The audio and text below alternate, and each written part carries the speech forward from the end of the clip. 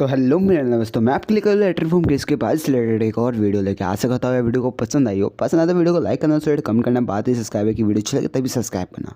तो स्टार्ट करते हैं वीडियो बिना किसी टाइम गवाए। लेटर फ्रॉम केस के बाजी चैप्टर 21। चैप्टर की स्टार्टिंग होती है और हम लोग को दिखाया जाता है कि भाई साहब हमारी टोक्यो मांजी गैंग जीत चुकी होती है फर्स्ट डिवीज़न और सारे लोग शोर मचा रहा होता है। और हम लोग को दिखाया जाता है सातो को, जो कि भाई कोजीरो की तरफ देखता है और नॉकआउट पड़ा होता है। कोजीरो उसके मुंह से खून निकल रहा होता है और सातो उसे देखते हुए कहता है, चलो कोजीरो, अब हम दोनों अपने एक दूसरे को बदल ही देते हैं। और ये कहते हैं वो भाई कोजीरो की तरफ देख रहा होता है, जिसके अगले सीन में हम लोग देखते हैं भाई साहब सातो वो सब लोगों की तरफ देख रहा होता है फर्स्ट डिवीज़न की तरफ। और फाइनली वो आखिरकार बैठ जाता है भाई, झुक जाता है भाई, झुक जाता है और अपना सर टेकते हुए कहता है, मुझे माफ़ करना है जो भी सब कुछ हुआ इसके लिए, बाजी साहब मुझे माफ़ करना। और भाई साहब वो उन सबके हमने माफ़ी मांग लेता है। और जहाँ पे भाई हमारा जो बाजी होता है उसे उठा लेता है और हमारे चीफी बैकग्राउंड में कह रहा होता है, दो गैंगों के बीच की लड़ाई और सबसे ताकतवर गैंग का जीतना। टोक्यो मांजी फर्स्ट डिवीज़न गैंग जीती। भले ही यात्सुया के साथ बहुत बंदे थे, लेकिन उसके बावजूद भी टोक्यो मांजी फर्स्ट डिवीज़न ने हार नहीं मानी और फाइनली वो लोग जीते। और इसी को कहा जाता है 7-7 वॉर। और इसी के साथ होता है भाई सीन शिफ्ट, जहाँ पे हम लोग को दिखाया जाता है चीफू भाई स्कूल में आ चुका है फाइनली और भाई उबासी ले रहा होता है। तभी उसके दोस्त पीछे से आ जाते हैं और वो कहते हैं, चीफू यार बताओ भी सही, यार लड़ाई में क्या हुआ, और भाई तुम्हारी जीत के लिए कांग्रेस, यार बहुत मारा होगा तुमने तो। और ये बातें सुनने के बाद भाई चीफू उनकी तरफ देखता है और वो कहता है, पहली बात तो ये कोई रैली नहीं निकल रही जो तुम पटाखे जला रहे हो, तो ये पटाखे जलाना बंद करो और चुपचाप चलो। ये कह सुनते ही भाई साहब वो जो पीछे उसके बंदे चल रहे थे दोस्त, वो कहते हैं, तुम्हारे कहने का मतलब क्या है? क्या यात्सुया इतनी बड़ी गैंग भी नहीं थी जिन्हें तुमने हराया? तुमने तो बहुत मारा होगा ना यार, तभी तो जीत बना रहे हैं हम लोग। ये सुनने के बाद चीफू से कहता है, चुप रहो बेवकूफ़, तुम लोग कुछ ज़्यादा ही बोल रहे हो। और यहाँ से भाई सीन शिफ्ट होता है भाई पास्ट में, जो कि भाई चीफू ये बातें याद कर रहा होता है और वो अपने मन में कह रहा होता है, यात्सुया के साथ लड़ाई में हमारा जीतना, साथ ही साथ गैंग में जो तालमेल बैठ गया था वो बहुत ही अच्छा था, लेकिन मुझे ये बुरा लग रहा है कि मैं बाजी-सान को प्रोटेक्ट नहीं कर पाया उस टाइम। और ख़ासकर ये सोच के तो मुझे बहुत बुरा लग रहा है कि मैं लास्ट तक ही खड़ा भी नहीं रह पाया। मैं तो नॉक हो चुका था, मुझे ये चीज़ें सोने नहीं देती। मैं बहुत थक चुका हूँ उसके बावजूद भी, लेकिन फिर भी मुझे रात भर ये चीज़ें सता रही है और मैं रात भर सो नहीं पाया। और ये कहते हैं वो उबासी ले ही रहा होता है कि सामने से देखता है वो सातो आ रहा होता है। सातो उसे देखते बोलता है, हाँ भाई चीफू ये क्या हाल चाल। और ये सुनने के बाद चीफू भाई शौक ही हो जाता है, जिसके अगले सीन में हम लोग देखते हैं कि चीफू उससे कहता है, तो आखिरकार तुम सातो स्कूल आ ही गए, तो बताओ तुम कैसे हो? ये सुनने के बाद सातो उससे जवाब देता है, 80 तो चंगे हैं, तो 80 दसो। और ये सुनने के बाद भाई चीफू शौक ही हो जाता है, क्योंकि भाई वो तो भाई मतलब इतने मोमेंट से गुजर रहा भाई, उसको नींद नहीं आ रही और ये बंदा घूम रहा है और भाई सरदार में भाई कुछ भी बोलते जा रहा है। और ये सुनने के बाद भाई चीफू अपने मन में बोलता है, मतलब ये ठीक है, मुझे अच्छा नहीं लग रहा कि ये बंदा अभी भी वैसा रिएक्ट कर रहा है जैसे पहले करते हैं, और इन सब चीज़ होने के बावजूद भी। और वो ये चीज़ें शौक ही हो रहा होता है और तभी वो सीन शिफ्ट होता है भाई उसकी इमेजिनेशन में, जहाँ पे चीफू ये सातो से पूछता है कि तुम क्या सोच रहे हो। तभी सातो उससे जवाब देता है उसकी इमेजिनेशन में, क्या तुम सच में तो उन चूतियों के बारे में सोच रहे हो चीफू? क्या तुम्हारे पास कोई काम धंधा नहीं है? तुम खाली टाइम पास करने के लिए यही क्या करते हो क्या सच में?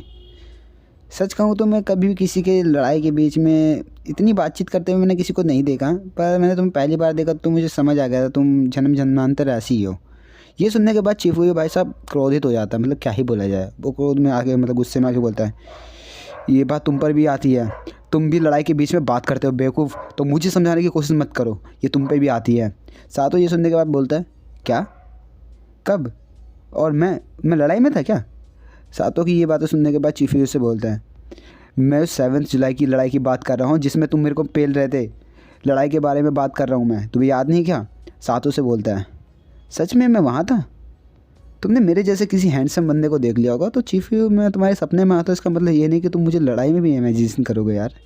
चीफू तुमने किसी और को देखा होगा, मैं वहाँ पे बिल्कुल नहीं था। यहाँ से सीन शिफ्ट होता है भाई रियल लाइफ में, जहाँ पे सातो को देखते हुए चीफू अपने मन में कह रहा होता है, तुम में कुछ तो गड़बड़ है सातो, तुम्हें कुछ तो हुआ है।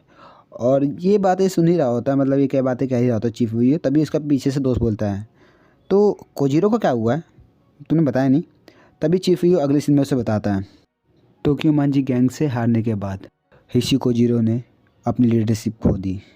मैंने सुना है कि वहाँ के लोगों ने तख्ता पलट कर दिया और यात्सुया बिना लीडर के तो ख़त्म ही हो जाएगी, तो हमें उनके बारे में ज़्यादा नहीं सोचना चाहिए। ये बातें सुनने के बाद उसका दोस्त बोलता है, सातो और कोजीरो तो बचपन के दोस्त हैं ना, तो इसका मतलब तो हुआ नहीं होगा कि इनके बीच में कुछ बात नहीं हुई होगी। ये बातें सुनने के बाद भाई चिफुयू चौंक जाता है और वो नोटिस करता है कि भाई सातो और बाजी एक साथ कहीं जा रहे होते हैं और दोनों बात कर रहे होते हैं। तभी चिफुयू बोलता है अपने मन में, सातो और बाजी एक साथ, कुछ तो गड़बड़ है। और ये कहते हुए भाई चिफुयू उन दोनों का पीछा कर रहा होता है और वो पूरी पास्ट की कुछ बातें याद करते हुए कहता है, किलर बी के अटैक के बाद बाजी से सातो दूरी बना रहा था, ऐसा क्या हुआ होगा, और वो उसका पीछा कर रहा होता। तभी वो चिफुयू देखता है कि भाई साहब ये दोनों टेरेस पे जा रहे होते हैं और चिफुयू अपने मन में कहता है, मैंने कभी सातो और बाजी को छत पे जाते नहीं देखा, मुझे लगता है ये लोग कुछ बात करने वाले हैं। और सातो अब तो तुम ये बिल्कुल मत कहना कि ये सब कुछ तुम्हारी गलती है और तुम इसकी जिम्मेदारी खुद पे लेने वाले हो, मुझे लग रहा है तुम ऐसे ही कुछ करोगे। और वो कुछ पास्ट की भी बातें भी याद करता है, जब जहाँ पे वो टोक्यो मांजी गैंग में जब ऐड होने गया था और हम लोग फाइनली देखते कि भाई सब लोग भाई छत पे आ चुके हो और चिफुयू भाई साहब गेट के पीछे से कान लगा के बातें सुन रहा होता है, जहाँ पे सातो उससे कहता है बाजी से, मैं हंसने वाला था तुम्हें पता है, मैं बिल्कुल हंस देता भाई, मैं बिल्कुल हंस देता, मैं बड़ा सीरियस था लेकिन फिर भी मैं हंस देता जब तुमने चिफुयू की गुद्दी पकड़ी, बहुत ही हंसी आने वाली थी मुझे। और ये सुनने के बाद भाई साहब चिफुयू गुस्सा रहा होता है गेट के पीछे और कहता है, मैं बेवकूफ़ हूँ जो सातो जैसे बेवकूफ़ की मैं कदर करता हूँ, उसकी चिंता करता हूँ, मैं बेवकूफ़ हूँ। और तभी वो बाजी बोलने वाला होता है, बाजी जैसे बोलता है, चिफुयू चुप हो जाता है और उनकी बातें सुनने लगता है। और वो बाजी कहता है, वो बेवकूफ़ी है, उसे अकेले लड़ने का इतना शौक है कि वो सबसे आगे भाग रहा था, इसीलिए मैंने उसकी गर्दन पकड़ी थी और मैं जानता था इसके बाद ही वो कुछ सही से करेगा। और ये बातें सुनने के बाद भाई चिफुयू कहीं ना कहीं रिग्रेट फील कर रहा होता है और चिफुयू पुरानी बातें याद करता है जब बाजी के साथ वो पहली बार बाइक पे बैठा होता है। और चिफुयू अपने मन में कहता है, मैं बाजी का राइट हैंड बन के रहूँगा लेकिन मैं बहुत बड़ा लूज़र हूँ। और वो बातें ये इस चीज़ को देखते हुए कह रहा होता है, जहाँ पे अगले सीन में हम लोग देखते हैं कि सातो फिर से भाई बोलता है, मैं फिर से अपनी माफ़ी मांगता हूँ कोजीरो और फर्स्ट डिवीज़न के साथ जो भी हुआ उस लड़ाई के लिए मैं दिल से माफ़ी मांगता हूँ। और ये कहते हैं वो भाई सब गर्दन नीचे झुका लेता है और तभी आगे वो कहता है, कोजीरो मेरा दोस्त था, मैं इन सब चीज़ों से बचना चाहता था, मुझे पता था कि इस लड़ाई का कोई फ़ायदा नहीं होगा। किलर बी अटैक के बाद मुझे कोजीरो ने यासोया बुलाया था, मैंने सोचा अगर मैं यासोया चला जाता हूँ तो ये सब कुछ शायद ठीक हो जाए, फिर और तुम और चिफुयू मुझे बचाने आए, मुझे अच्छा लगा कि तुम लोगों ने मुझे बचाया, लेकिन मेरे दिमाग में उस टाइम ये सब कुछ चल रहा था।